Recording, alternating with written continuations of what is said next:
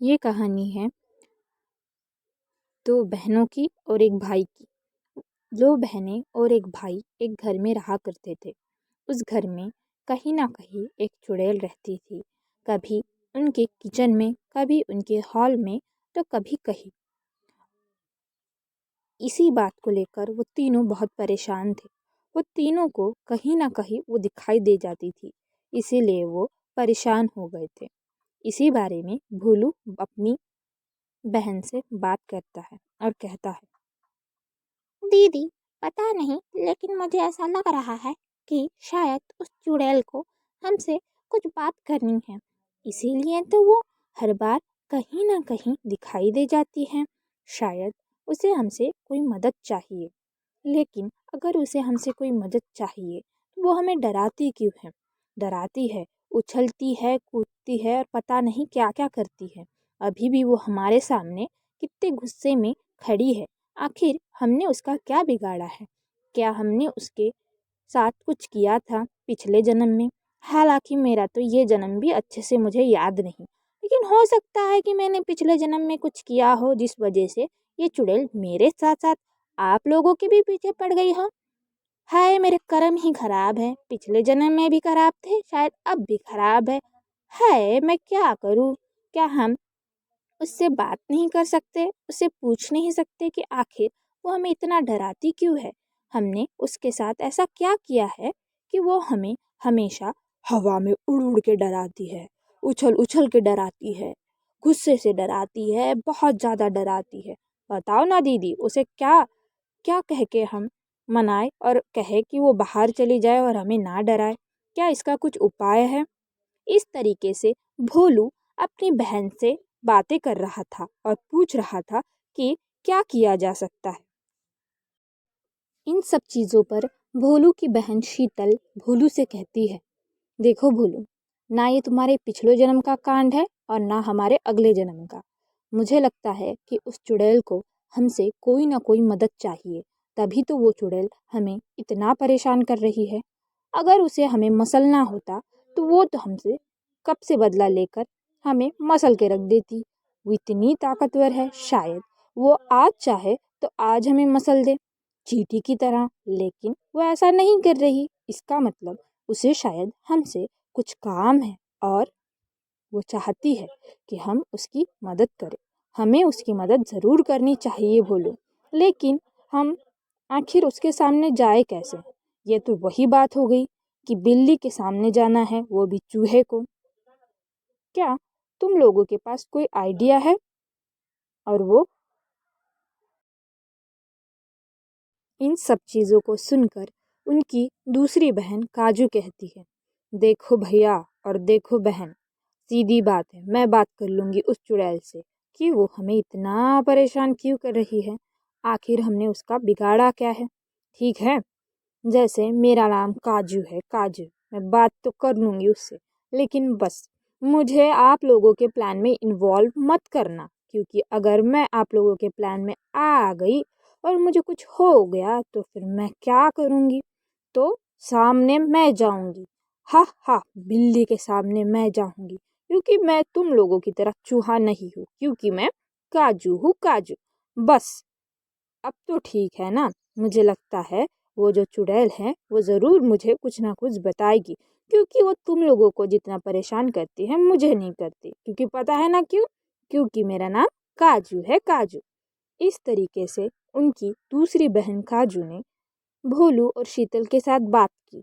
काजू को एक शौक था और वो था बार बार ये कहना कि मेरा नाम काजू है, काजू।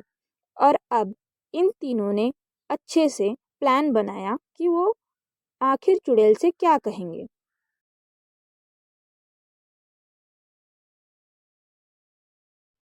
काजू ने चुड़ैल से कहा कि हे चुड़ैल, आखिर क्या परेशानी है? आप इस तरीके से हमें क्यों परेशान कर रही है? कहीं ये बात तो नहीं ना कि मेरा नाम काजू है, काजू, इसीलिए आप हमें परेशान कर रही है? इसकी ऐसी बातें सुनकर शीतल की तो आंखें सफ़ेद हो गई और वो सोचने लगी कि आखिर ये लड़की इस समय भी इस तरीके की बातें कैसे कर सकती है। वो परेशान थी कि इस चुड़ैल से डरूं या इसकी जो बहन है उसकी बातों से। भोलू बेचारा चुपचाप सहमा सा खड़ा था। आगे काजू बात करती है कि चुड़ैल, अगर आपको कोई भी मदद चाहिए तो आप हमसे बात कीजिए, हम आपकी मदद ज़रूर करेंगे। हम बहुत होशियार हैं, आपको भले ही ना लगता हो लेकिन हम सच में होशियार हैं, क्योंकि मेरा नाम काजू है, काजू। बस चुड़ैल इनकी बातें सुन रही थी और सोच रही थी कि क्या मैं इनसे अपनी बातें सच में शेयर कर सकती हूँ, और अगर इन लोगों ने मेरी मदद नहीं की तो मैं इन्हें ऐसे ही परेशान करते रहूँगी। और आखिरकार चुड़ैल अपना मन बना लेती है कि इन बच्चों को वो अपनी बात ज़रूर बताएगी ताकि ये लोग उसकी मदद कर सकें। सारी बातें सुनकर चुड़ैल ने कहा, देखो मैं तुम लोगों को मेरी कहानी सुनाती हूँ। हाँ, सही है, तुम लोग मेरी मदद ज़रूर करोगे, पता नहीं क्यों लेकिन मुझे तुम लोगों पे भरोसा है।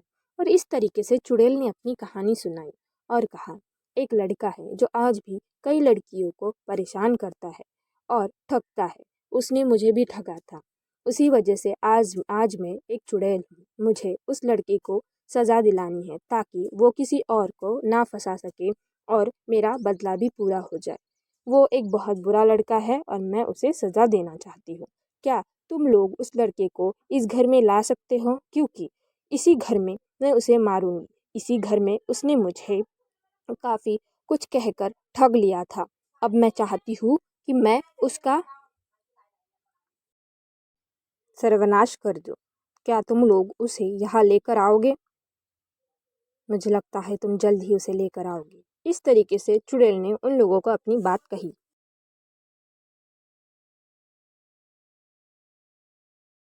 इन सबको देखते हुए शीतल ने कहा, देखो भोलू, अब मेरे पास एक प्लान है। मैं एक काम करूँगी, मैं उस ठग इंसान को कहूँगी कि मैं उसे बहुत पसंद करती हूँ, और इस तरीके से उसे लगेगा कि वो अब मुझे भी ठग सकता है और वो यहाँ आ जाएगा।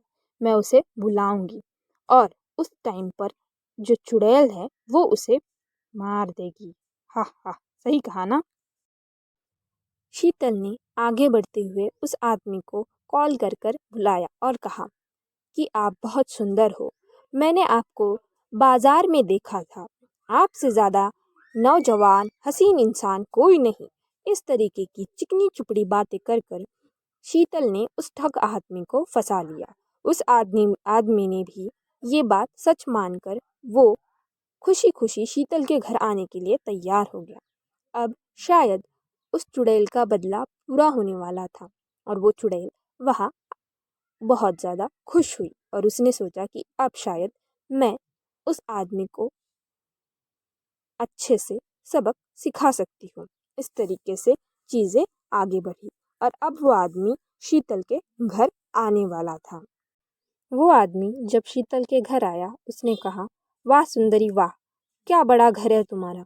अगर तुम मुझसे शादी कर लो तो मैं इससे भी बड़ा घर तुम्हें दिलवाऊंगा। तुम्हें नहीं